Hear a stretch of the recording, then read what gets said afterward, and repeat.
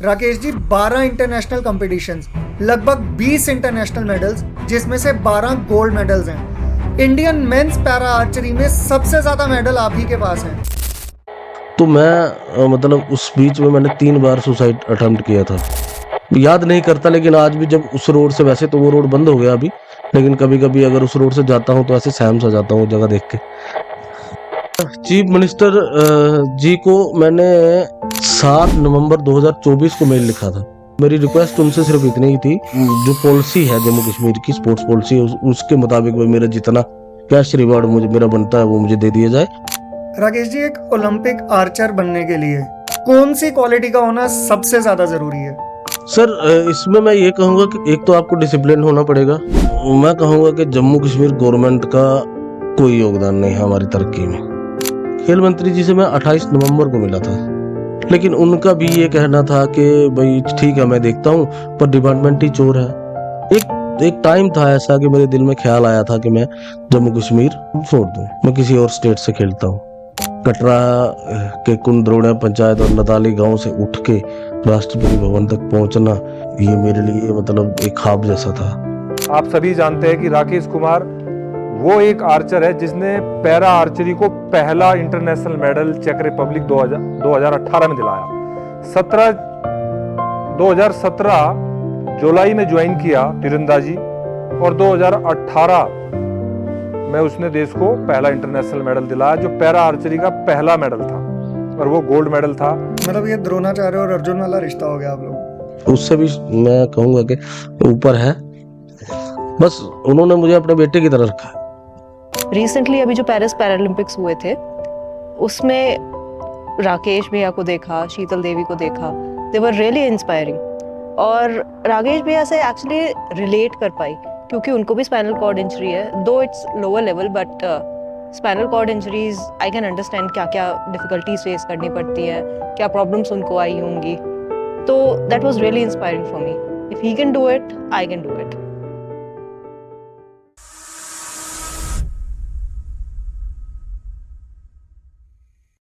अक्सर हादसे जिंदगी की रफ्तार को थाम देते हैं।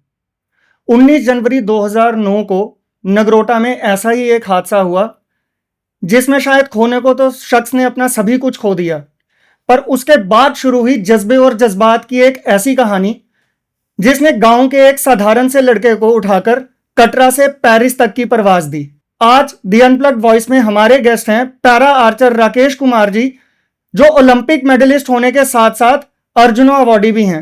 राकेश जी, आपका बहुत बहुत स्वागत है। जय माता दी सर। जय माता दी सर। सर, हादसे का जो दिन था जी उस दिन की मेमोरी, हर एक मेमोरी आपके दिमाग में क्रिस्टल क्लियर होगी। जी बिल्कुल। आप शायद उस दिन को याद भी ना करना चाहें, पर सर उस हादसे ने आपकी पूरी जिंदगी को बदल के रख दिया। जी सर, आखिर उस दिन हुआ क्या था? सर, मैं प्लम्बर था पहले, मतलब 2003 में 12th के पेपर देने के बाद मुझे पता था, क्योंकि घर की कंडीशंस कुछ ऐसी थी कि पिताजी इतना खर्चा नहीं कर पाते, तो मैंने 12th के पेपर देने के बाद ही प्लम्बर का काम जो है वो शुरू कर लिया था, और 1-2 साल में मैं अच्छा कारीगर भी उसमें हो गया था। तो ये 2009 की बात है। मैं अपने, मेरी मौसी है परमंडल, खड़ा मड़ाना जगह है, वहाँ पे उनके घर में शादी से पहले उनको जो प्लम्बिंग का काम करवाना था, उसके लिए मैं गया था। पहले दिन मैंने काम खत्म कर दिया था करीब 12-1 बजे, तो मैंने अपने मासी के बेटे को बोला कि यार मैं जा रहा हूँ। तो उन्होंने बोला आज नहीं जाना, क्योंकि उनके साथ मेरी थोड़ी बॉन्डिंग अच्छी है, तो नहीं जाना, आज नहीं जाना, आज नहीं जाना, कल सुबह। तो दूसरे दिन सुबह मैं वहां से 6 बजे निकल गया था। सर्दियों के दिन थे, लेकिन फिर भी 6 बजे निकल गए। मैं 8:15 बजे यहाँ से जम्मू से गाड़ी पकड़ ली कटरा के लिए, और जब नगरोटा क्रॉस करके थोड़ा सा आगे हम लोग पहुंचे, तो वहां पे कहते हैं सर, क्योंकि गाड़ी तो मैं चला नहीं रहा था, कि वहां पे कोई गाड़ी का, किसी गाड़ी का इंजन ऑयल गिरा हुआ था, उससे गाड़ी स्लिप होके नीचे गिरी थी। और मुझे ये पता है कि वो गाड़ी 7 बार पलटी थी। 7 बार? हाँ जी, लास्ट तक जाने में। और जो गाड़ी का हैंडल मैंने पकड़ रखा था, तो वो लास्ट में मेरे हाथ में ही था। और नीचे गिरने के बाद जब मैं गाड़ी से बाहर गिरा हुआ था, ये मुझे पता है और मुझे मतलब ऐसा लग रहा था कि मेरी जो कमर से नीचे की टांगे हैं वो उनमें इतनी सूजन आ गई है कि जो पैंट मैंने पहन रखी है ये मतलब 2 मिनट बाद ये फट जाएगी। मतलब इतना मुझे ऐसा महसूस हो रहा था। तो उस समय अमरनाथ स्ट्राइक की वजह से फ़ोन भी बंद थे, लेकिन मेरा फ़ोन जो था वो मैंने पोस्टपेड करवा रखा था। तो मैंने अपने घर में ना फ़ोन करते हुए, जबकि में मेरी बहन है, तो मैंने उनको फ़ोन किया था और उनको ये मैंने कहा था, शायद मैं किसी को ना बताता ये बात, पर आज बता देता हूँ सबके सामने कि उनको मैंने ये बोला था कि दीदी आप जल्दी आ जाओ, शायद मेरी टाँगें कट जाएँगी। तो वो करीब-करीब आधे घंटे से पहले मेरे पास पहुँच गई थी। लेकिन इतना मुझे पता है कि मेरी एक भी ब्लड की बूँद मेरे शरीर से नहीं निकली थी।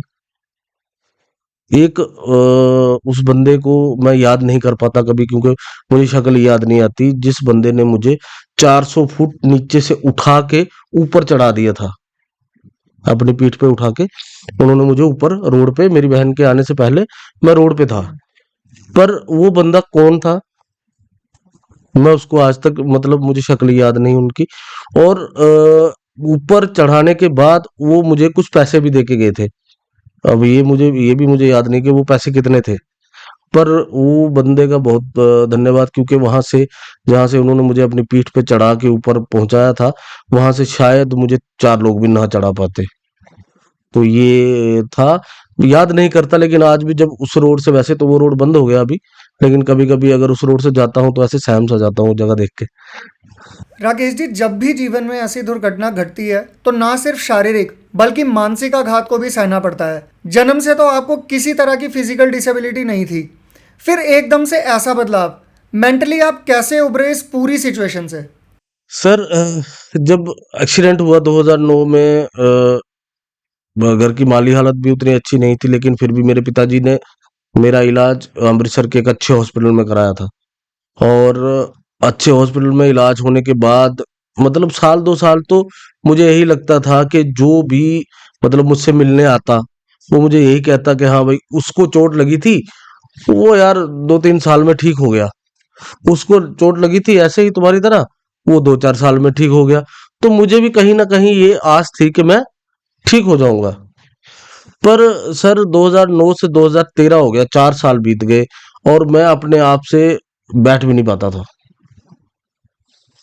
मतलब मेरी कमर के नीचे के शरीर में इतनी ताकत नहीं थी कि मैं बैठ जाऊँ। धीरे-धीरे करके बैठने लगा, फिर मेरी हिम्मत टूटने लगी कि अब तो मैं ठीक नहीं हो सकता। क्योंकि मेरे पिताजी हालत, क्योंकि मुझे देख-देख के उनको, मेरे माता-पिता को हमेशा ये दुःख ही मिला ज़िंदगी भर। तो मुझे ऐसा लगता था कि अब इनके सुख के दिन आए, जब मैं मतलब अच्छा खासा काम करने लगा था, तो मैं इनकी सेवा कर पाता। आज इनको फिर से मेरी सेवा करनी पड़ रही है। तो मैं मतलब उस बीच में मैंने 3 बार सुसाइड अटेम्प्ट किया था। 2013। 13 4 साल बाद 2009 में ये हादसा हुआ और 2013 में 13 में। आपने 3 बार सुसाइड अटेम्प्ट किया। हाँ, वो इसलिए किया था कि मैं मर जाऊँगा अगर, तो मेरे माता-पिता मुझे 6 महीने बहुत याद करेंगे। फिर धीरे-धीरे करके जैसे 1 साल बाद हो गया, या कोई त्योहार पे या कोई रिश्तेदार आएगा, मेरी बात करेगा, तो मेरे माता-पिता थोड़ा दुखी होंगे, बाकी भूल जाएँगे। लेकिन अगर मैं इस हालत में रहा, जब मुझे मतलब घर के अंदर से अगर मुझे बाहर बैठना है तो 2 लोगों की ज़रूरत है, वो मुझे उठा के बाहर रखेंगे। फिर अगर कहीं धूप आ जाए, यहाँ मैं बैठा हूँ, तो अगर कोई मिले ना तो मैं 1-1 घंटा धूप में बैठा रहता था। कहीं माता-पिता को कुछ काम है, तो मैं इतना इस काबिल भी नहीं था कि मैं पानी का गिलास पी सकूँ। थोड़ा-सा दूर है तो मैं ले ही नहीं सकता था। तो ये सब चीज़ें सोचते-सोचते मैंने ये 3 बार सुसाइड अटेम्प्ट किया। पर भगवान को कुछ और मंज़ूर था। उसके बाद मेरे एक फ्रेंड, जब हैंडीकैप पेंशन मिलती थी, ₹400 उस समय थी, और मेरी पेंशन लग गई, मुझे पहली बार ₹3600 पेंशन मिली थी। तो ₹3600 जब मुझे पेंशन मिली, तो मैंने उसमें से ₹1600 लगा के एक रिचार्ज की एक ऑनलाइन आईडी थी, उससे मैं रिचार्ज किया करता था, और ₹2000 मैंने एक मतलब हमारे यहाँ सतवा हो रहा था, उसमें दान कर दिए थे। मतलब फाइनेंशियली हालत ठीक ना होने के बावजूद भी 3600 रुपये मिले, 1600 से एक कारोबार शुरू किया, और 2000 पे सप्ताह में दान। वो मेरा हमेशा से ही है। मैं मतलब पैसा मेरे पास हो ना हो, मुझे अगर लगे कि हाँ यहाँ जरूरत है तो मैं अपने दोस्तों से उधार लेके भी दे देता हूँ। तो वो शुरू करने के बाद फिर 2000 मतलब 13 लास्ट से शुरू किया था, और 2017 तक मैं इतना रिचार्ज कर लेता था कि मतलब 1000 का अगर मैं रिचार्ज करता था तो मुझे 30 रुपये मिलते थे। लेकिन 2016 लास्ट तक मैं इतना रिचार्ज कर लेता था कि मैं दिन में 2000 रुपये कमा लेता था। और जो लोग मेरे से रिचार्ज करवाते थे उनका मैं शक्ल देख के उनका नंबर बता देता था, मेमोरी मेरी इतनी तेज थी। मतलब काफी सारा पूरा जो 2-3 गांव थे, लोगों को खुद के अपने डिश टीवी एयरटेल टीवी के नंबर याद नहीं रहते थे, लेकिन मुझे याद होते। तो ये काम 2017 तक किया मैंने। अभी काम कर ही रहा था कि मेरी मुलाकात मेरे कोच श्री कुलदीप कुमार वेदवान जी से हुई। उन्होंने मुझे देखा व्हीलचेयर पे बैठे हुए, और उन्होंने मुझे बताया कि Katra Shri Mata Vaishno Devi shrine board stadium में एक कुछ गेम्स हो रही हैं, और उसमें आर्चरी भी एक है, तो अगर तुम करना चाहो तो तुम कल आओ वहां पे। तो सर मैंने तो नाम भी नहीं सुना था आर्चरी। हमारे जिंदगी में क्या हम लोग क्या देखते हैं, ज्यादातर क्रिकेट, और हमारी नेशनल गेम हॉकी है, तो बीच में कभी हॉकी देख ली, धनराज पिल्ले, ध्यानचंद, मेजर ध्यानचंद जी, या ये सब, इन सब लोगों को हम लोग मतलब सुना था इन लोगों के बारे में। तो आर्चरी सुनने में लगा। मैं दूसरे दिन गया, कोच साहब से मिला, मैंने देखा वहां पे 3 तरह के धनुष जो इंडिया में चलते हैं, लेकिन उसमें तो 2 तरह के ऐसे थे जिनसे हम इंटरनेशनल भी खेल सकते हैं। तो एक लकड़ी का धनुष था, मैंने देखा उनको, और मैं उनको कोच साहब को हाँ करके आ गया कि मैं आ जाऊंगा। लेकिन घर आके सोचा कि मुझे डेली 3-3.5 किलोमीटर जाना है, आना है, तो थोड़ा सा मेरे लिए मुश्किल था। तो मेरी बहनों ने, 3 बड़ी बहनें मेरी, उन्होंने मेरा बहुत सपोर्ट किया उसमें। और जैसे ही मैं स्टेडियम आना जाना शुरू किया, गेम स्टार्ट किया, आगे पीछे खेलने जाता रहा, तो मेरे माता पिता, थोड़ी सी उनके चेहरे पे रौनक आई। नहीं तो शायद अगर ऐसा नहीं होता तो मैं छोड़ देता।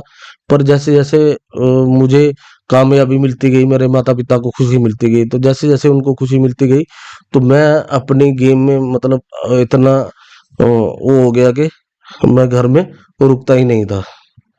बारिश हो, आंधी हो, तूफान हो, मुझे जाना है, मुझे घर में नहीं रुकना। राकेश जी, जब आप आर्चरी के फील्ड में पहली बार गए थे, जी।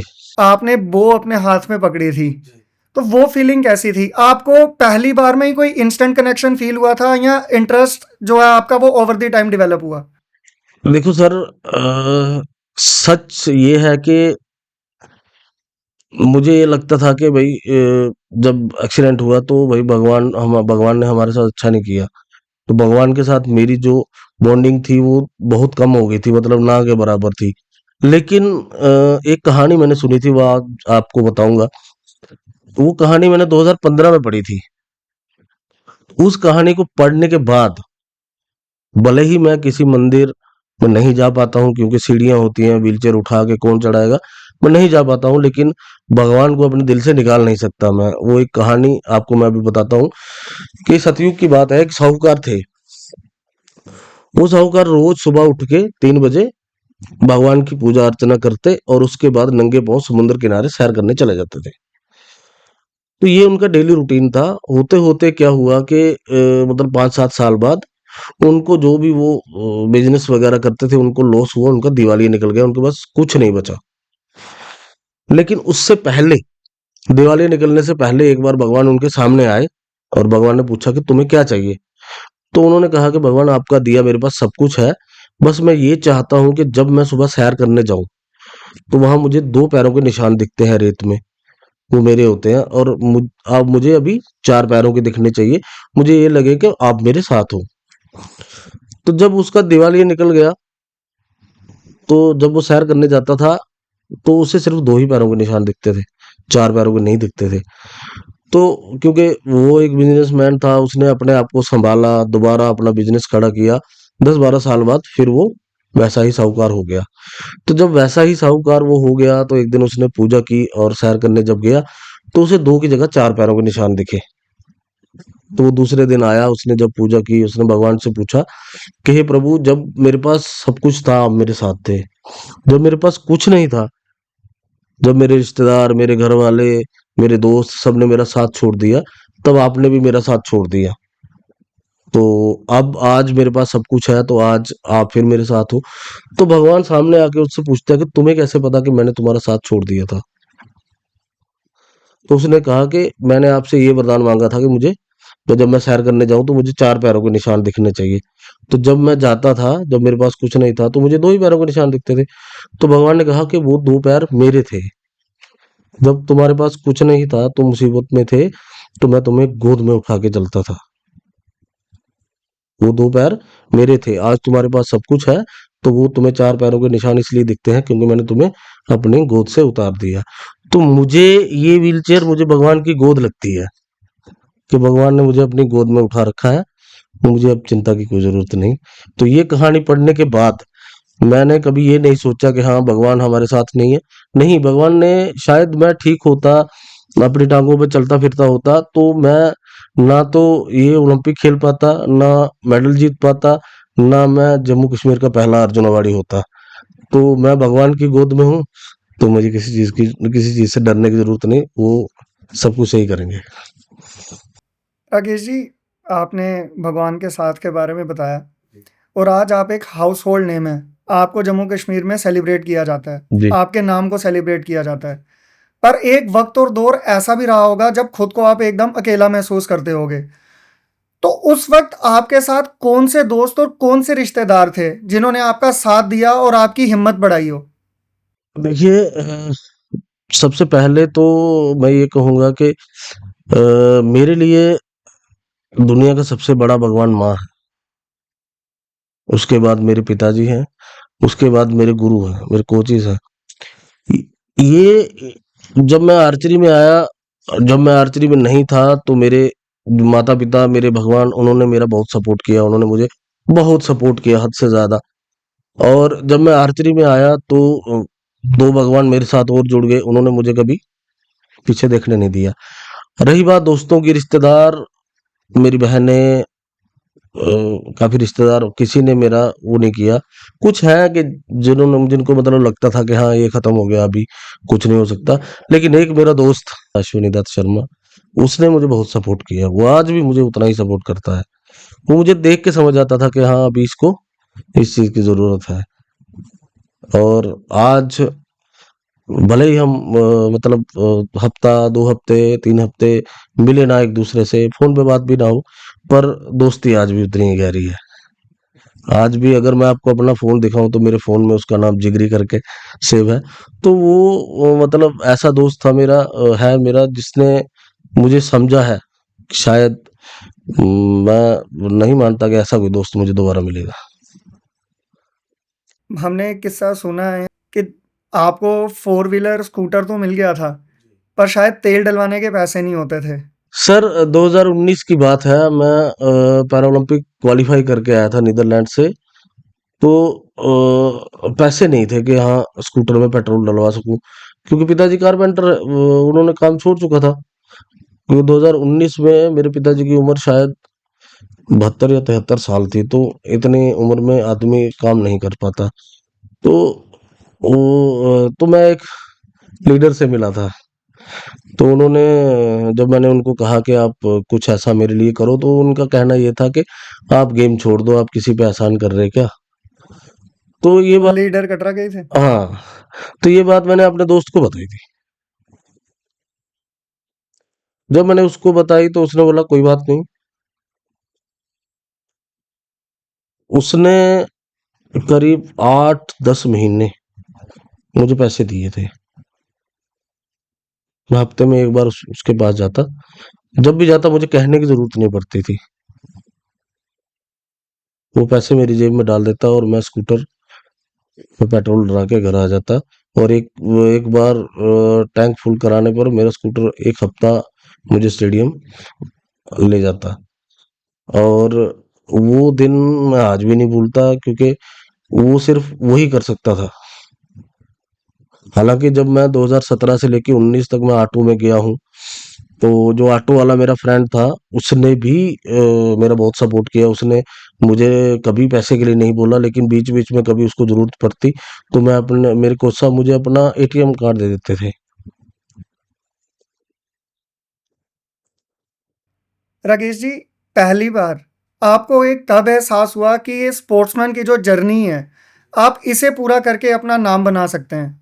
सर, मैंने जुलाई में शुरू किया था और जुलाई में ही मैं सिकंदराबाद एक पैरा नेशनल चैंपियनशिप थी, वहाँ खेलने गया था और वहाँ मैं 17वें नंबर पे रहा।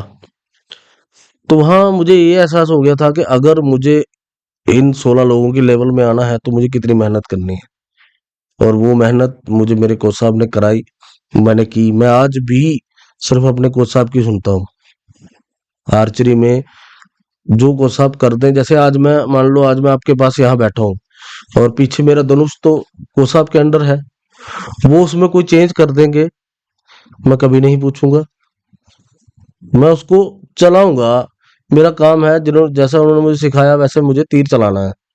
अगर कुछ परेशानी होती है तो मैं उनको बताऊंगा, अगर नहीं होती तो मैं वैसे ही चलाऊंगा। मैं आज भी उनसे मतलब इस मामले में कोई सवाल जवाब नहीं करता, क्योंकि वो भगवान है, वो मेरे लिए जो करेंगे वो सही होगा। मतलब ये द्रोणाचार्य और अर्जुन वाला रिश्ता हो गया आप लोगों उससे भी मैं कहूंगा कि ऊपर है, बस उन्होंने मुझे अपने बेटे की तरह रखा है। हालांकि ज्यादा फर्क नहीं हमारी एज में, उनकी डेट ऑफ बर्थ शायद 84 की है, मेरी 85 की है, पर रखा उन्होंने मुझे वैसे ही है। का। राकेश जी, एक ओलंपिक आर्चर बनने के लिए जी कौन सी क्वालिटी का होना सबसे ज्यादा जरूरी है? सर, इसमें मैं ये कहूंगा कि क्वालिटी, एक तो आपको डिसिप्लिन होना पड़ेगा, दूसरा आपको इतनी मेहनत करनी पड़ेगी कि आप उस पैरा ओलंपिक में कहते हैं कि मेडल जीतना बड़ी बात नहीं होती, उसमें पार्टिसिपेट करना ही बहुत बड़ी बात होती है। तो उसके लिए आपको आपके डेडिकेशन, कि आप अपनी गेम के प्रति कितना समर्पित हो, और एक डिसिप्लिन। दूसरा, जो आपके कोच आपको बताते हैं आजकल, मैंने काफी सारी, क्योंकि 7-8 साल से मैं भी आर्चरी में हूँ, कुछ हैं प्लेयर्स ऐसे जिनको लगता है कि हम बेसिक लेवल वाइज इस कोच के पास सीख लेंगे, नेशनल तक जाएंगे, जब नेशनल हो जाएगा तो हम दूसरे कोच के पास चलेंगे एडवांस लेवल के लिए। तो मुझे ऐसा लगता है कि जो कोच आपको स्टेट में मेडल दिला सकता है, जो कोच आपको नेशनल में मेडल दिला सकता है, वही कोच आपको ओलंपिक में मेडल क्यों नहीं दिला सकता। राकेश जी, कोई पर्टिकुलर रूटीन या डाइट प्लान भी रहता है जो आप फॉलो करते हैं? सर, सब कुछ होता है, रूटीन है हमारा, एक शेड्यूल बना होता है, उसके मुताबिक हम लोग प्रैक्टिस करते हैं। डाइट प्लान हमारा, जैसे अभी मैं गो स्पोर्ट्स से स्पॉन्सर हूँ, तो वहाँ पे डाइटिशियन हमें मिला होता है, वो जो भी हमें डाइट देते हैं वो हम खाते हैं। दूसरा क्या होता है कि जब आप इतने अच्छे लेवल के एथलीट बन जाते हैं, तो फिर एक वर्ल्ड एंटी डोपिंग एजेंसी होती है, वो आप पे नजर रखती है पूरा साल, आपको उनको बियर अबाउट देने पड़ते हैं कि आप किस टाइम आप कहाँ मिलोगे। फिर नाडा है, नेशनल एंटी डोपिंग एजेंसी, उसमें आप आ जाते हो, तो आप कोई भी चीज ऐसी नहीं खा सकते, कोई भी दवाई नहीं ले सकते उनको पूछे बगैर, या कुछ भी आप आ, ऐसा नहीं ऐसी चीज नहीं ले सकते कि जिसमें स्टेरॉइड हो, जो आपकी मतलब जब भी आपका टेस्ट हो आपका कभी भी ले सकते हैं। जैसे मैं पिछले साल वर्ल्ड एंटी डोपिंग में था, तो वो 3 बार आए थे 3 बार? टेस्ट कर, रैंडमली कभी भी आ जाएंगे, क्योंकि आप उन्होंने क्वार्टर बनाए होते हैं, जनवरी फरवरी मार्च अप्रैल मई जून जुलाई अगस्त सितंबर अक्टूबर नवंबर दिसंबर, 4 क्वार्टर होते हैं। तो आपको क्वार्टर का, जैसे अभी मेरा दूसरा क्वार्टर चल रहा है, तो आपको मतलब जैसे मार्च है तो मार्च 15 मार्च से पहले आपको अगले क्वार्टर का बेयर अबाउट उनको देना ही है, वो सबमिट करना पड़ेगा आपको कि आप कहाँ, आप जब भी वो आए आप किस एड्रेस पे मिलोगे, कहाँ मिलोगे। दूसरा क्या इसमें होता है, काफी दिक्कत नहीं आती होगी कि नहीं कोई दिक्कत नहीं।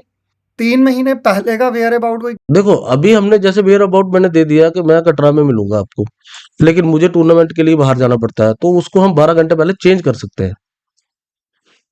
तो हम 12 घंटे पहले चेंज कर देंगे कि हाँ भाई 20 तारीख को हम ट्रैवलिंग में हैं।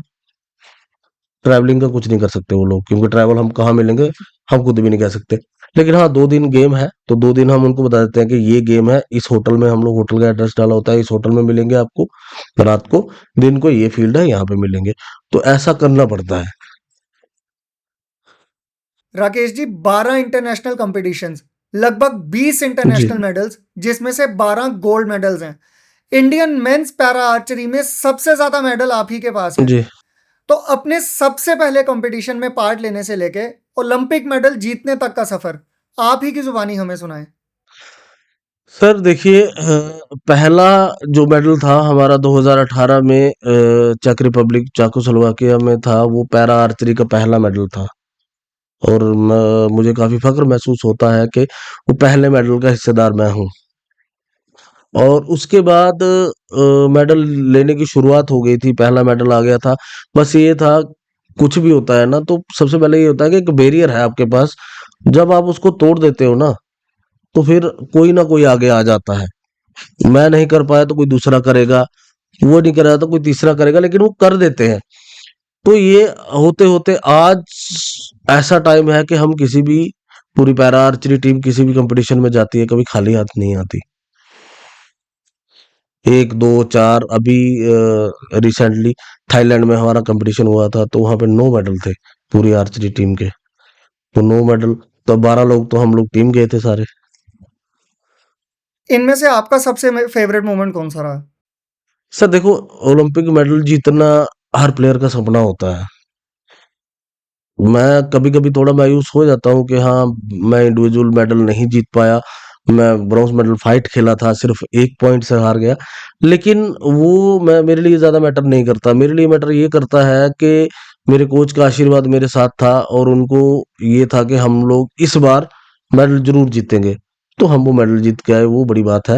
वो मेडल का रंग क्या है, वो मेरे लिए ज़्यादा मैटर नहीं करता, क्योंकि मुझे पता है कि आज मेरे पास दुनिया के सारे कंपटीशन जितने भी होते हैं उसके मेडल मेरे पास है। मुझे इतनी मेहनत करनी है कि बस उन मेडल का कलर चेंज करना है, तो वो धीरे-धीरे हो जाएगा। हम सबकी भी यही इच्छा रहेगी। राकेश जी, आपने जो सबसे पहले मेडल जीता था अपना, जी, या सबसे पहले कंपटीशन जिसमें आपने भाग लिया था, उस कंपटीशन से लेके जो ओलंपिक मेडल जीतने तक की आपकी कहानी है, जी। वो कौन-कौन सा मेडल कब-कब जीता, अगर वो कुछ आपको याद हो तो? सर 2017 में 18 में टीम गोल्ड मेडल था चेक रिपब्लिक में। उसके बाद 2019 में फैज़ा कप दुबई में हुआ था, वहाँ पे हमारा मिक्स टीम में ब्रॉन्ज़ मेडल था। उसके बाद फिर 2020-19 में हम लोग नीदरलैंड गए थे, यहाँ पे मैंने 4th प्लेस पे क्वालीफाई किया था। लेकिन 2019 में ही एक एशियन चैंपियनशिप हुई थी थाईलैंड में, जिसमें पार्टिसिपेट नहीं कर पाया था। फिर 2020 में तो लॉकडाउन रहा। 2021 में पहली बार मैं इंडिविजुअल चैंपियन बना था फैज़ा कप दुबई में। उसके बाद 2020 में 21 में हम लोग टोक्यो गए, वहाँ पे पार्टिसिपेट किया। क्वार्टर फाइनल में हार गए, मिक्स टीम भी और इंडिविजुअल भी 6th प्लेस पे रहा। 2022 में वर्ल्ड चैंपियनशिप हुई थी दुबई में, तो दुबई में कोई मेडल नहीं आया था, मैं 5th प्लेस पे रहा था। लेकिन 2023 की शुरुआत जब हुई थी, 2023 में मैं चेक रिपब्लिक गया था, वहाँ पे मेरे 2 गोल्ड थे। उसके बाद 2023 में ही वर्ल्ड चैंपियनशिप हुई, यहाँ पे ओलंपिक क्वालीफायर भी था, तो मैंने गोल्ड मेडल लेके वहाँ पे क्वालीफाई किया था।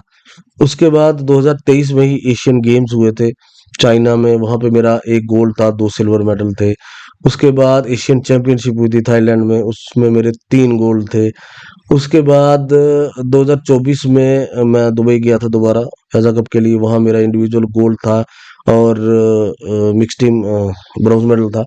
उसके बाद मैं पेरिस गया था। पेरिस से पहले चेक रिपब्लिक गया था। चेक रिपब्लिक में मेरे 3 मेडल थे, 1 गोल्ड था, 1 सिल्वर था, 1 ब्रॉन्ज था। उसके बाद मैं पेरिस गया था, पेरिस में मेरा ब्रॉन्ज मेडल था। अभी उसके बाद मैं अभी थाईलैंड गया था, तो थाईलैंड में मेरा 1 सिल्वर मेडल था, 1 ब्रॉन्ज मेडल था। तो ये मेडल जीतने की आपके अंदर भूख होनी चाहिए। आप पोडियम पे जब खेलते हो, आप मतलब सबकी सांस सूखती है। ऐसा नहीं कि डर किसी को नहीं लगता, डर लगता है, धड़कनें तेज होती हैं, पर वहाँ पे अपने कोच सबसे ज़्यादा याद आते हैं। और मैं अपने कोच की बताई हुई कोई बात नहीं भूलता। जैसे मैंने आपको बताया, आज भी हमारे ग्राउंड पे 35 बच्चे हैं शायद। मुझे लगता है कि उसमें से 2 या 3 बच्चे ऐसे होंगे जो कोच की बताई हुई डायरी राइटिंग करते हैं। मैं हर दिन अपनी डायरी लिखता हूँ बिना भूले। तो वो काफ़ी सारी चीज़ें, फिर बीच में मैं एक साइकोलॉजिस्ट के साथ रहा था 1 साल, गायत्री वर्धक जो पुणे से है। उन्होंने मुझे काफ़ी सारी चीज़ें सिखाई, जिससे कि हम लोग किस तरह से अपने माइंड को कंट्रोल करें, किस तरह अपने धड़कन को रोके, बेली ब्रीदिंग, इमेजिनरी ट्रेनिंग और मेडिटेशन, ये सब करना मतलब एक हमारी ज़िंदगी का हिस्सा हो गया। ये सब ना करें तो हमें मज़ा ही नहीं आता, पूरा दिन नहीं निकलता हमारा अच्छे से। मतलब नर्वसनेस आपको आज भी होती है इतने कॉम्पिटिशन्स खेलने के बाद भी? नहीं, एक मैच से पहले थोड़ा-सा लगता है कि नहीं यार ये ऐसा है, थोड़ा-सा होता है, लेकिन जब एक बार पोडियम पे पहुँच जाए फिर नहीं होती। उस प्रेशर को या उस वक्त जो माइंडसेट होता है उसको कैसे हैंडल करते हैं? देखो उस टाइम मैं तो एक ही चीज़ याद रखता हूँ अपने, जैसे हमारे कोच साहब ने हमें एक शूटिंग प्रोसेस बताई बस, मैं उसी को याद रखता हूँ, मैं कुछ नहीं सोचता। और दूसरा क्या है, जब हम लोग पोडियम पे या कहीं भी खेले तो हमारा टारगेट 50 मीटर पे सामने है और पीछे हमारे कोच है। तो मैं एक लाइन बनाता हूँ, मुझे देखना यहाँ कोच, टारगेट पे तीर यहाँ मारना है और पीछे कोच को देखना है कि मेरा तीर कहाँ लगा, वो बता देंगे। बस, मैं तीसरी जगह नहीं जाता, मैं बाहर नहीं जाता उससे, क्योंकि जैसे ही आप बाहर जाएंगे तो आपको लगेगा नहीं यार दूसरे ने 10 मार दिया, मेरा 9 लगा, तो ये थोड़ा सा साइकोलॉजिकल प्रेशर आता है। पर वहां पे लड़ाई मेरी दूसरे के साथ नहीं है, मेरी लड़ाई अपने साथ है। मैं जो तीर मारूंगा वो अपने कोच की बताई हुई प्रोसेस से मारूंगा, वो अपना करेगा। तो मेरी लड़ाई मेरे टारगेट के साथ है, मुझे कैसे हिट करना है, मुझे अपने आप को शांत कैसे रखना है, वो मेरे ऊपर है। और मैं ये नहीं कहता कि वो एक दिन में आदमी अपने आप को शांत रख सकता है, उसके लिए टाइम चाहिए आपको, उसके लिए आपको प्रैक्टिस करनी पड़ेगी, उसके लिए आपको मेडिटेशन करनी पड़ेगी, उसके लिए आपको इमेजिनरी ट्रेनिंग करनी पड़ेगी, बेली ब्रीदिंग करनी पड़ेगी। ये साल 6 महीने 2 साल 3 साल लगाने के बाद अब अपने आप को इस तरह से शांत रख पाओगे, ऐसे नहीं, एक दिन में नहीं होगा। राकेश जी, किसी भी स्पोर्ट्समैन का जब फॉरेन टूर लगता है तो कई ऐसे हम्बल बैकग्राउंड के स्पोर्ट्समैन होते होंगे जिन्होंने फॉरेन कल्चर, वो माहौल नहीं देखा होता, जिन्हें ज़्यादा एक्सपोजर नहीं मिल पाया होता। आप भी ऐसे ही एक बैकग्राउंड से थे। जैसे वहाँ की भाषा अलग, कल्चर अलग, माहौल अलग, तो प्लेयर की मानसिकता पे इसका कोई प्रभाव पड़ता है जिससे ट्रेनिंग और परफॉर्मेंस पे असर हो? सर देखो, होता ऐसा है कि धरती एक जैसी है, कुछ ज्यादा नहीं होता, क्योंकि यहाँ पे हम लोग रास्ते चलते भी 10 लोगों से बात कर लेते हैं, पर वहां आपको अगर 10 लोगों से बात करनी होगी तो सबसे पहले आपको इंग्लिश आनी चाहिए। और मैंने ऐसे देश भी देखे हैं यहाँ पे, मतलब वो लोग भी अपने देश की भाषा बोलते हैं, इंग्लिश नहीं बोलते, बहुत कम बोलते हैं। तो वो भी, उसकी भी जरूरी नहीं है, सिर्फ फर्क क्या है, खाने पीने का। हम लोग यहाँ इंडिया में काफी सारे मसाले मसाले वाली खाना खाते हैं, सिंपल रोटी हम लोग खाते ही नहीं। वहां आप जाओगे किसी भी कंट्री में, बाहर चले जाओ, आपको ज्यादा मसाला नहीं, ज्यादा क्या, आपको मसाला मिलेगा ही नहीं। वो ज्यादातर बॉयल खाना पसंद करेंगे, सैलेड खाएंगे। हम लोग तो खाते नहीं, वो लोग तो एक टाइम का खाने की जगह सैलेड ही खा लेंगे, हम लोग नहीं खाएंगे, क्योंकि हमें देसी आदमी है, हम सोचते हैं यार मक्की की रोटी बनी तो 2 खा ही लेते हैं। तो वो जो 2 मक्की की रोटी खाने वाला आदमी, सैलेड से नहीं काम चलता उसका। दूसरा क्या है कि वहां पे आपको बीफ भी मिलेगा, जो आप प्रेफर नहीं करते कभी भी। आपको चिकन नहीं मिलेगा, आपको टर्की मिलेगी वहां पे। तो ये सब चीजें थोड़ी थोड़ी, आपको झींगे मिलेंगे वहां पे। अब चाइना में आप चले जाओ, वहां पे हर किस्म का कीड़े मकोड़े आपको मिल जाएंगे, सांप मिल जाएंगे। तो जो जो बंदा, अगर वो प्लेयर है और जैसे शुरुआत में थे हम लोग, तो और वो वेजिटेरियन है प्योर, उसके लिए सरवाइव करना थोड़ा सा मुश्किल है। लेकिन अभी हम लोग समझ गए, अभी अभी हम लोग रेडी टू ईट लेके जाते हैं। जैसे हमें पता है कि भाई हमें 10 दिन रहना है, 15 दिन रहना है, तो उसके हिसाब से लेके जाते हैं। हालांकि मैं नॉन वेजिटेरियन हूँ, लेकिन अभी मुझे पता है कि ये बीफ है तो मैं खा नहीं पाऊंगा। राकेश जी, काफी मजाकिया किस्से भी सुनने को मिलते हैं फॉरेन टूर्स को लेके। तो आपका या आपके टीममेट का किसी का कोई ऐसा किस्सा आपको याद है? नहीं सर, ऐसा कुछ नहीं होता, क्योंकि ज्यादातर हमारे टीममेट्स जो हैं वो मेरे जैसे ही हैं। तो मजाक हम लोग आपस में ही कर लेते हैं, वैसे किसी दूसरे के साथ। लेकिन हाँ, काफ़ी सारे प्लेयर्स जो हैं वो अच्छे हैं, बाहर के प्लेयर्स, उनसे बात होती है, इंस्टा पे होती है, फेसबुक पे होती है, तो अच्छे। जब आप फॉरेन गए थे पहली बार, जी तो आपको कुछ तब का माहौल याद है कि आपको ऐसा लगा हो कि मतलब मैं ये कहाँ आ गया, या ऐसा कुछ हुआ कि लोगों की, जब जैसे आपने बताया कि लैंग्वेज अलग है, वो कल्चर, माहौल, खाना पीना अलग होता है, तो पहली बार आपको एडजस्ट करने में कोई दिक्कत आई थी? सर, पहली बार एडजस्ट करने में थोड़ी दिक्कत आई थी, क्योंकि पहली बार था और मैं पहले कभी गया नहीं था। हम लोग यहाँ से जून में गए थे, तो जून में तो यहाँ पे इंडिया में तो मतलब आग बरसती गर्मी, और वहां पे ठंड थी। और दूसरा क्या था कि मतलब आप एक होटल में रुके हो, ज्यादा इंटरेक्शन करने का आपको मौका ही नहीं मिलता। आप होटल में सुबह आप जाओगे ग्राउंड, आपका कंपटीशन है, और लंच आपको, वो लंच वहां पे ऐसा मिलता था कई बार, मतलब जैसे हम लोग आलू उबाल के खाते हैं व्रत में भाई, लेकिन फिर भी हम लोग उसमें तड़का लगा के जीरा वीरा नमक मिर्ची, तो वहां पे हमें पहले दिन हमें आलू मिले, बड़े बड़े आलू थे, लेकिन ना उनमें नमक ना उनमें मिर्ची, तो आप कितना खा सकते हो? तो ये ऐसा कुछ हुआ, लेकिन आप शाम को आप थके हारे आओगे रूम में, तो खा पी के सो जाओगे, क्योंकि आपको पता है कि दूसरे दिन फिर कंपटीशन है। तो ये ज्यादा इंटरेक्शन करने का मौका नहीं मिलता। और दूसरी चीज, हो सकता है मेरे जो टीममेट्स हैं वो बाहर जाते हों, करते हों इंटरेक्शन, लेकिन मैं घूमना फिरना, क्योंकि मुझे पता है कि मुझे अगर कल का कंपटीशन खेलना है तो मैं व्हीलचेयर पे ज्यादा थक जाऊंगा, तो इसलिए मैं घूमना फिरना थोड़ा कम प्रेफर करता हूँ, तो इसलिए बाहर जाता नहीं। राकेश जी, अपने ओलंपिक मेडल के बारे में तो आपने बताया, उस फीलिंग, उस एहसास के बारे में भी बताया। जब राष्ट्रपति भवन में अर्जुन अवार्ड मिल रहा था, तो उस माहौल के बीच में आप कैसा महसूस कर रहे थे, क्या चल रहा था आपके जहन में? सर, एक ही मतलब था कि मैं अपने देश के माननीय प्रधानमंत्री श्री नरेंद्र मोदी जी से 2 3 4 बार मिल चुका हूँ, उनसे बात कर चुका हूँ, लेकिन एक जगह अपने इंडिया में ऐसी बची थी, यहाँ मैं गया नहीं था, वो था राष्ट्रपति भवन। और कटरा के कुंदरोड़ा पंचायत और नदाली गांव से उठ के राष्ट्रपति भवन तक पहुंचना, ये मेरे लिए मतलब एक ख्वाब जैसा था, जो पूरा हो गया। लेकिन अभी काफी सारे और आगे ऐसे मौके आएंगे कि शायद मैं राष्ट्रपति भवन 2 3 बार और जाऊं, पर वो आने वाला टाइम है, कैसा होगा किसी को नहीं पता। राकेश जी, जैसे जैसे टाइम के साथ साथ इंसान की अचीवमेंट्स बढ़ती हैं, तो कहीं ना कहीं पर्सनालिटी में थोड़ा घमंड या एरोगेंस भी बढ़ती है। आपने कितना कुछ अचीव किया है, आप काफ़ी क्वालिफाइड होंगे ये जवाब देने के लिए। आपको क्या लगता है कि खुद को कैसे बचाया जा सकता है ऐसे बदलाव से? सर, सबसे बड़ी चीज क्या है ना, मैंने पंजाबी में एक डायलॉग सुना था कि इंसान ਨੂੰ ना अपना पिछोकड़ नहीं भूलना चाहिए। मैं पीछे कहाँ से आया हूँ,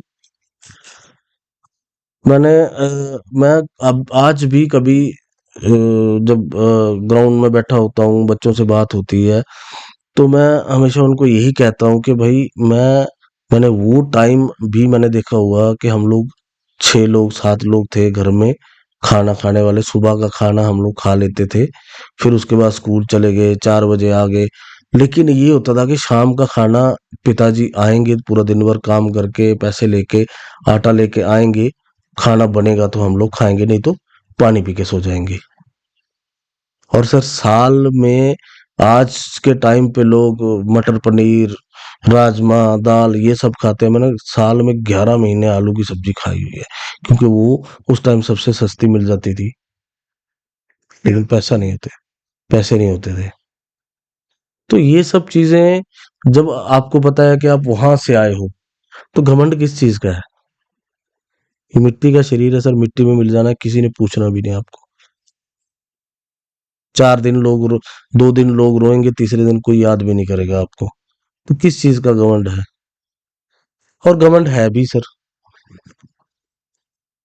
अगर मैं इस नजर से देखता हूँ, क्योंकि मेरे पिताजी और मेरे कोच की सोच मुझे लगता है कि मिलती जुलती है। उन्होंने मुझे एक ही चीज बताई थी कि जो पेड़ झुके रहते हैं फल उन्हीं पे ठहरते हैं, जो अकड़े रहेंगे ना, जब आंधी तूफान आएगा तो वो फल निकल जाते हैं। तो हमेशा ऐसे ही रहना चाहूंगा, भगवान से यही दुआ करता हूँ कि मुझे ऐसे ही झुका हुआ रखना, ताकि मेरे जैसा कोई और भी अगर आए, तो जहां मुझे किसी की या हेल्प नहीं मिल पाई, या जिन लोगों ने मेरी की है शायद मैं उन लोगों की कर पाऊँ, लेकिन अगर मैं अकड़ के रहा तो ये नहीं कर पाऊंगा सर। राज्य सरकार की आपकी तरक्की में या आपकी तरक्की के बाद क्या योगदान रहा? उन्होंने किस तरीके से सपोर्ट किया आपको? सर यहाँ तक बात है राज्य सरकार की, जम्मू कश्मीर गवर्नमेंट की, तो मैं कहूँगा कि जम्मू कश्मीर गवर्नमेंट का कोई योगदान नहीं है हमारी तरक्की में।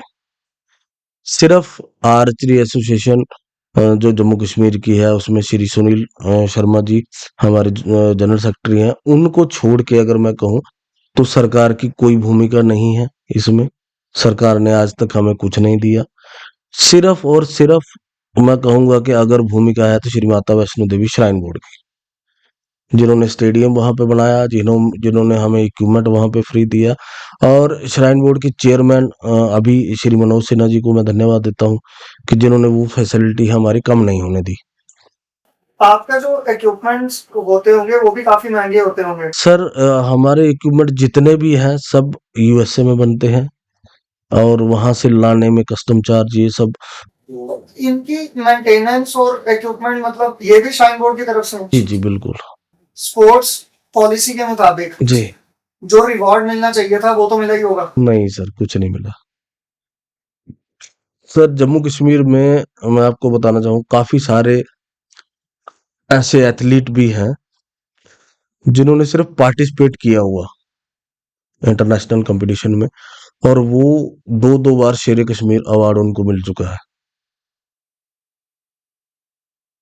मतलब कोई कैश रिवॉर्ड, गवर्नमेंट जॉब, जो स्टेट पॉलिसी, कुछ भी? देखो एक एक अभी इसमें बड़े मजे की बात है, एक बात आपको जरूर बताऊंगा। इसमें क्या हुआ था 2021 में जब हम लोग पैरा ओलंपिक जा रहे थे, तो हम लोग मैं जम्मू कश्मीर से था, ज्योति बालियान और विवेक चिकारा जो यूपी से थे, श्याम सुंदर स्वामी जी राजस्थान से थे, हरविंदर सिंह हरियाणा से थे।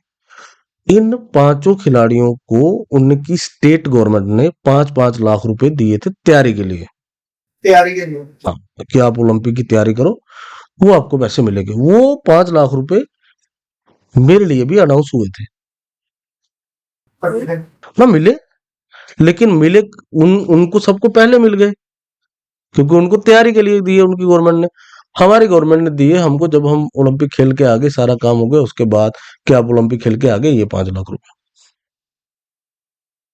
तो वो तो जीतने के बाद मिलने चाहिए फिर वो तो उसको तो भूल जाओ आप, जो जीतने के बाद मिलने थे वो तो मतलब हमें तो ये कहा जाता है कि आप भाई आप काउंसिल के खिलाफ खड़े हो, आप काउंसिल का कहीं नाम नहीं लेते। भाई आप हमें बताओ ना, मैं आपको बताता हूँ, पैरा नेशनल अभी अभी जो नेशनल गेम्स हुई उत्तराखंड में, जी। वहां पे आर्चरी में पहला मेडल लेके आया, वो भी कटरा का लड़का है, हमारे पास प्रैक्टिस करता है। उससे पहले अगर आर्चरी में नेशनल मेडल है तो इंटरनेशनल मेडल है, वो पैरा आर्चरी से है। आज 2 अर्जुन अवार्डी है जेएंडके में, मेंस कैटेगरी में मैं हूं और वुमेन्स कैटेगरी में शीतल देवी है। दोनों अर्जुन अवार्डी सिर्फ आर्चरी में है, और हम पैरा आर्चर को टी-शर्ट भी नहीं मिलती नेशनल खेलने के लिए। ये क्या किस्सा? ये किस्सा कुछ नहीं है, मतलब स्पोर्ट्स काउंसिल, आप कहीं नेशनल जा रहे हो, नेशनल गेम्स है या पैरा नेशनल है, तो उसमें आपको किट मिलती है, ताकि उसके पीछे जम्मू कश्मीर लिखा होता है, आपका नाम लिखा होगा, आप वो किट सेम पहन के खेलो, ताकि बाकियों को पता लगे नहीं ये प्लेयर जम्मू कश्मीर से आया है। और हर राज्य में मिलती है वो, लेकिन जम्मू कश्मीर में नहीं मिलती। अब क्यों नहीं मिलती ये तो वो काउंसिल बता सकती है। आपने स्पोर्ट्स मिनिस्टर या चीफ मिनिस्टर को अप्रोच करने की कोशिश नहीं की? सर चीफ मिनिस्टर जी को मैंने 7 नवंबर 2024 को मेल लिखा था, जिसमें अपना सारा मैंने अचीवमेंट भी उसमें डाला था, पूरा प्रोफाइल अपना, और अपने ओलंपिक के फोटो छोटो जो भी था मेरे पास, मैंने सारा वो करके चीफ मिनिस्टर साहब को मिलने के लिए रिक्वेस्ट मेल की थी। और मुझे लगता है नवंबर, दिसंबर, जनवरी, फरवरी, मार्च और अप्रैल चल रहा है, तो मुझे अब तक कोई रिप्लाई नहीं आया, तो मैं क्या कहूँ। खेल मंत्री से खेल मंत्री जी से मैं मिला था। खेल मंत्री जी से मैं 28 नवंबर को मिला था। हाँ जी, 28 नवंबर को पुलिस लाइन में यहाँ स्टेट आर्चरी चैंपियनशिप थी, वहाँ आया था। वहाँ से मैं उनके पास गया था। उनको मैंने अपनी फाइल दी थी और मेरी रिक्वेस्ट उनसे सिर्फ इतनी ही थी कि सर जो पॉलिसी है जम्मू कश्मीर की स्पोर्ट्स पॉलिसी, उसके मुताबिक में मेरा जितना कैश रिवार्ड मुझे मेरा बनता है वो मुझे दे दिया जाए, और एक गेस्टेड पोस्ट जो मेरी बनती है वो मुझे दे दी जाए। लेकिन उनका भी ये कहना था कि भाई ठीक है मैं देखता हूँ, पर डिपार्टमेंट ही चोर है। तो सर अभी अगर सपोर्ट मिस्टर जिनका वो डिपार्टमेंट है वो मुझे अगर ये कहें कि डिपार्टमेंट चोर है, तो मैं फिर किसके पास जाऊं? एक एक टाइम था ऐसा कि मेरे दिल में ख्याल आया था कि मैं जम्मू कश्मीर छोड़ दूं, मैं किसी और स्टेट से खेलता हूं। पर फिर वही जज्बा जो हम हिंदुस्तानियों में होता है, साला पैदा तो इसी मिट्टी में हुए ना। पैसा बड़ा थोड़ी हो गया अपनी, मतलब जन्मभूमि से ज्यादा बड़ा पैसा थोड़ी हो गया। जिन लोगों के अगर अगर स्पोर्ट्स मिनिस्टर के हाथ में कुछ है, या सीएम सर हमसे मिलना नहीं चाह रहे, या ये सब है, तो वो भाई जो पैसा वो ले जाएंगे, क्या फर्क पड़ जाएगा? रोटी तो हम भी खा रहे हैं। बस ये है कि मतलब वो शाम को अपना दाल में घी डाल के खाते होंगे, हम सूखी खा लेते हैं। फर्क बस इतना ही है। एक चीज आपको और बताता हूँ मैं, एशियन गेम हुई थी हमारी चाइना में 2023 में। वहां पे मैं, शीतल देवी और हमने मतलब 5 मेडल लिए थे, सिर्फ कटरा के आर्चर जो थे हम लोग। 5 मेडल 5 मेडल थे, जिसमें 2 गोल्ड थे और 3 सिल्वर मेडल थे। मिक्स डबल्स में? हाँ, मिक्स डबल इंडिविजुअल सबने हमने मेडल लिए थे। वहां से जब हम दिल्ली में आए तो डॉक्टर जितेंद्र सिंह जी माननीय, उनका मेरी कोच को फोन आया था कि वो शीतल से मिलना चाहते हैं। तो जब कोच मैडम ने मेरा नाम लिया तो उन्होंने मेरे से मिलने को मना कर दिया था। क्योंकि आप कॉन्स्टिट्यूएंसी के नहीं थे। नहीं, मैं उनकी कॉन्स्टिट्यूंसी का था उस टाइम। तो मेरे कोच मैडम ने मना कर दिया था कि हम लोग, फिर शीतल भी नहीं आएगी। तो ये तो मतलब किस तरह की राजनीति है, किस तरह के लीडर्स हैं। मतलब एक देश का प्रधानमंत्री हर एक प्लेयर से मिलता है, और आप उनके नक्शे कदम पे चलते हुए आप ये सब कर रहे हो, तो कैसे चलेगा? राकेश जी, जब आपको यहाँ बुलाने से पहले हम रिसर्च कर रहे थे, एक चीज़ जो मुझे खटकी यहाँ, जो मैंने खुद नोटिस की, जी वो ये कि पैरा ओलंपिक्स में मेडल के बाद और अर्जुना अवार्ड मिलने के बाद जी जो सेलिब्रेशन होनी चाहिए थी, जिस लेवल की सेलिब्रेशन होनी चाहिए थी, वो हुई नहीं। और स्पोर्ट्स काउंसिल के द्वारा जी जो रिकॉग्निशन मिलनी चाहिए थी, वो भी नहीं मिली। तो आप पर्सनली इस चीज़ को कैसे लेते हैं?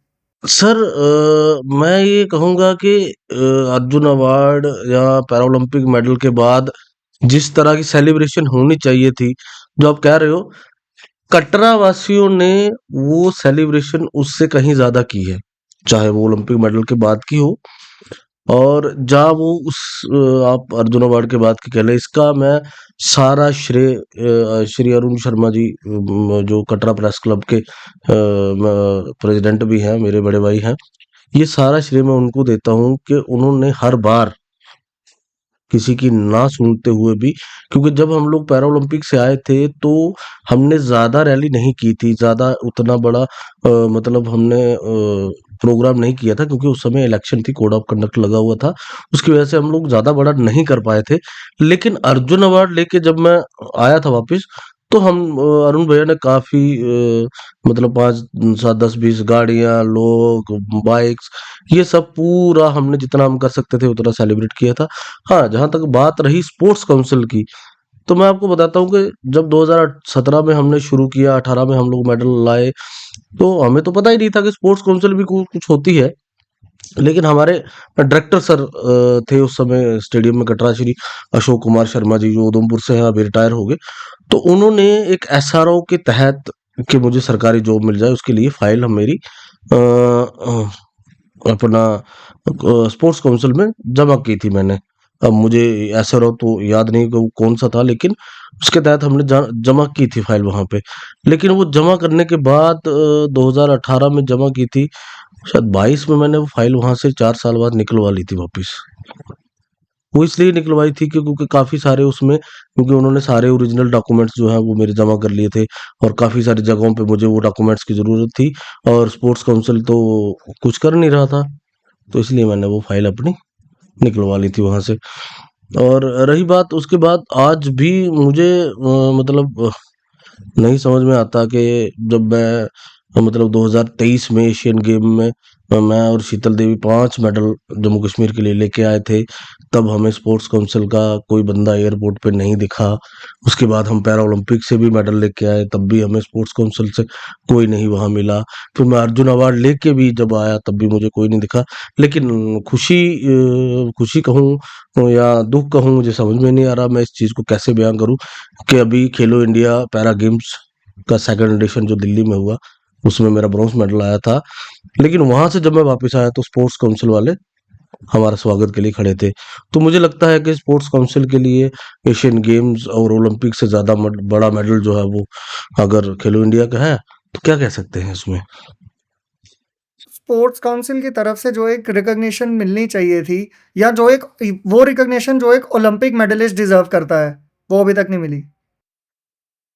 देखो मैं तो सच कहूंगा सर, मुझे तो आज आज तक, क्योंकि 2024 सितंबर में मेडल आया था हमारा, तो आज तक तो मुझे स्पोर्ट्स काउंसिल के किसी भी मेंबर का कॉल भी नहीं आया कि जिसने हाँ फोन करके बधाई दी हो कि आप जम्मू कश्मीर के लिए पैरा ओलंपिक मेडल जीत के आए हो, आपको बधाई हो, मैं स्पोर्ट्स काउंसिल से बोल रहा हूँ। तो ऐसा कोई बंदा मुझे याद ही नहीं, तो मैं क्या कहूँ। कोई सुझाव जो आप यहाँ के पॉलिटिशियंस या स्पोर्ट्स काउंसिल को देना चाहें, जिसकी वजह से स्पोर्ट्स को भी बढ़ावा मिले और यहाँ के जो हमारे स्पोर्ट्समैन हैं जो कुछ बड़ा करना चाहते हैं वो भी प्रोत्साहित हों? देखो सर, मैं बहुत छोटा आदमी हूँ, एक प्लेयर हूँ अभी। मैं किसी को कोई सुझाव तो दे नहीं सकता, लेकिन यहाँ तक मेरे सुनने में आया है कि काफी सारे खेलो इंडिया के सेंटर्स हैं जम्मू कश्मीर में, और मेरा मानना यह है कि जम्मू कश्मीर में टैलेंट बहुत है, हद से ज्यादा टैलेंट है। लेकिन आज आप स्पोर्ट्स काउंसिल का सोशल मीडिया देख लो, वहां पे आपको मिलेगा कि भाई हाँ JNK के 4 प्लेयर को 2-2 करोड़ में IPL में खरीदा गया। आप देख लो कि ना भाई स्पोर्ट पुलिस की टीम जा रही है हॉकी पुलिस गेम्स में, या ये सब। और कहीं जो लोग मेडल लेके आते हैं उनका कहीं कोई नाम नहीं, कहीं कोई सोशल मीडिया पे। मुझे मुझे नहीं लगता कि हाँ अगर सोशल मीडिया पे मेरा कभी मैं इतने मेडल जम्मू कश्मीर के लाया हूँ कभी स्पोर्ट्स काउंसिल ने डाला होगा, या हमें स्पोर्ट्स काउंसिल को ये लगता है कि हम लोग नाराज हैं, हम लोग उनका नाम नहीं लेते। बट नाम लेना, कैसे नाम लेना, हम लोग श्राइन बोर्ड का क्यों नाम लेते हैं? कोई श्राइन बोर्ड कर रही है हमारे लिए, और श्राइन बोर्ड ने किया है शुरू से, और स्पोर्ट्स काउंसिल नहीं कर रही है। हमें पता ही नहीं चलता कि स्पोर्ट्स काउंसिल में, पहली बात तो यह है कि अगर मैं कटरा से स्पोर्ट्स काउंसिल में मुझे कुछ काम होगा तो फोन नहीं उठाते वो लोग, करके देख लो आप, वो लोग फोन नहीं उठाएंगे। दूसरा, फोन उठा भी लेंगे तो उनको ये मतलब ये वो इस तरह से बात करते हैं कि जैसे हम वो कोई नो सिखिया है, हमें पता नहीं, हमें खेल के रूल नहीं पता, हमें कुछ नहीं पता। अभी की आपको बात बताता हूँ, अभी कैश अवार्ड का फॉर्म निकला था, तो मैं दिल्ली में था कैंप में, तो मैंने एक ग्राउंड से अपने एक लड़का भेजा वो फॉर्म जमा कराने के लिए। तो उसमें जिस जिनको फॉर्म जमा करा रहे थे, नाम नहीं लूंगा उनका, तो वो बोलते हैं जी कि आप ये 23-24 2023-24 का है, आप इसमें 2022 का सर्टिफिकेट लगा रहे हो, ये तो चलेगा नहीं। आप मुझे बताओ कि ये para Asian games, fourth para Asian games और एशियन गेम्स 2022 में होने थे, सच है ये बात, कोई इसमें झूठ नहीं है। लेकिन पोस्टपोन हो गए और 2023 में हुए। अब उनका जो सर्टिफिकेट बनेगा वो तो 2022 का ही बनेगा ना। लेकिन आप मुझे बताओ, आप जब 2023 में वो गेम हुए और गेम होने के बाद आपका मेडल आया, गेम होने के बाद आपको उसका सर्टिफिकेट मिला, तो आप 2022 और 23 के कैश अवार्ड में उसका सर्टिफिकेट कैसे लगा सकते हो? तो यहाँ के जो ऑफिसर थे, तो उन्होंने ये बोला कि भाई आप फाइल ले लो, हम लोग फाड़ के बाहर निकाल देंगे, भाई जो नहीं एलिजिबल होगा। तो मुझे समझ में नहीं आता कि जिनको ये नहीं पता कि गेम कब हुआ था, उसका सर्टिफिकेट कब बनेगा, ऐसे लोग तो काउंसिल में हैं, तो कैसे चलेगी काउंसिल? कैसा हम जो सुझाव देंगे क्या वो वहां तक पहुंचेगा? यहाँ तक पहुंचना चाहिए, वो नहीं पहुंचेगा। अर्जुन अवार्ड हासिल करने के बाद राकेश जी का अगला टारगेट क्या है? देखो सर, टारगेट मैं हमेशा एक मतलब अपनी खुद की तारीफ खुद नहीं करनी चाहिए, लेकिन मैं हमेशा एक अच्छा प्लेयर रहा हूँ, कंसिस्टेंट प्लेयर रहा हूँ। मैं 2018 से टीम में हूँ और टीम के साथ खेलता आ रहा हूँ। मेरी हमेशा कोशिश रहती है कि मैं देश के लिए अच्छा खेलूं, क्योंकि अगर मैं देश के लिए अच्छा खेल के आया तो देश के साथ साथ जम्मू कश्मीर का नाम आएगा, मेरे डिस्ट्रिक्ट का नाम आएगा, मेरे टाउन का नाम आएगा, मेरे गांव का नाम आएगा, सब लोगों का नाम ऊंचा होगा। और मैं ज़्यादा लंबे लक्ष्य भी नहीं बनाता, मैं छोटे-छोटे लक्ष्यों में काम करता हूँ। जैसे अभी मुझे पता है कि अभी इस महीने में शायद हमारी ट्रायल्स होंगे, एक वर्ल्ड रैंकिंग टूर्नामेंट इटली में है, उसके लिए। तो मेरा फ़ोकस उस ट्रायल पे है कि उस ट्रायल में सेलेक्ट होके उस टूर्नामेंट में पार्टिसिपेट करने जाना। जब पार्टिसिपेट होगा, उसमें पार्टिसिपेट करेंगे, तो भगवान की दया से मेहनत कर रहे हैं तो अच्छा भी करके आएँगे, मेडल भी आएगा। मेडल आएगा तो हर चीज़ का नाम होगा। हमारी तरफ से मैं आपको ये कहना चाहूँगा कि हमारी तरफ से हमें कोई स्पोर्ट्स काउंसिल से कोई नाराज़गी नहीं है। हम सिर्फ़ ये चाहते हैं कि स्पोर्ट्स काउंसिल हमारे लिए भी वो करे, जो स्पोर्ट्स काउंसिल श्रीनगर में हो रहा है। अभी एक शूटिंग में, पैराशूटिंग में पेरिस गए थे हमारे साथ, जो गांदरबल से हैं, आर्मी से हैं। तो मैंने देखा था कि उनकी पूरी वीडियो बना के स्पोर्ट्स काउंसिल ने अपने पेज पे डाली हुई थी। तो क्यों क्या हम लोग, चलो मेरी नहीं डालते, शीतल देवी जो एक मतलब पूरे जम्मू कश्मीर के युवा के लिए एक इंस्पिरेशन है, उसकी तो बन सकती थी, तो क्यों नहीं हुआ? वो सिर्फ श्रीनगर में क्यों हो रहा है, जम्मू में क्यों नहीं हो रहा? आज आप मुझे बताओ कि जो बड़े-बड़े प्लेयर्स हैं, अब्दुल समद है, उमरान मलिक है, उमरान मलिक का भी शायद सेंट्रल कॉन्ट्रैक्ट जो बीसीसीआई के साथ था वो कैंसिल हो गया।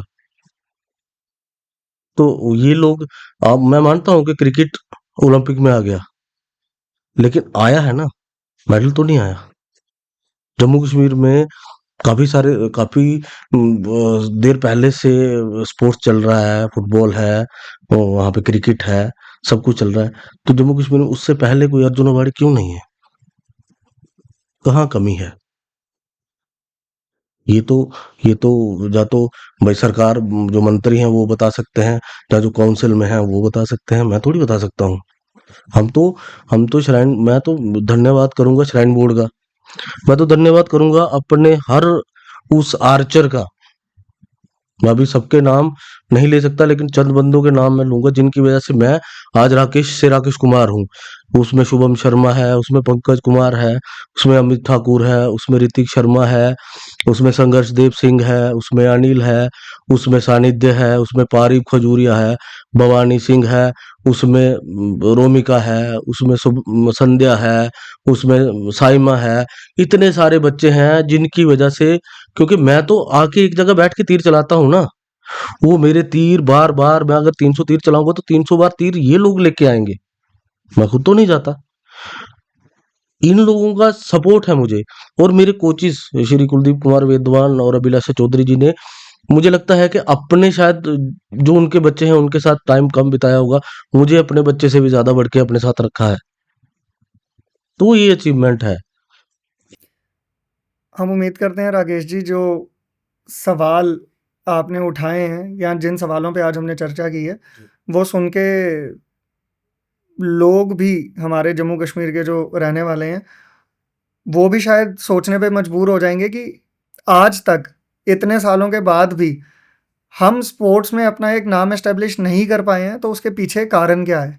और हम आशा करते हैं कि आप स्पोर्ट्स फील्ड में भी और अपने जीवन में भी जो आपने लक्ष्य अपने लिए साध रखे हैं, उनमें बुलसआई हिट करें। बहुत-बहुत धन्यवाद राकेश जी, आज हमारा गेस्ट बनने के लिए।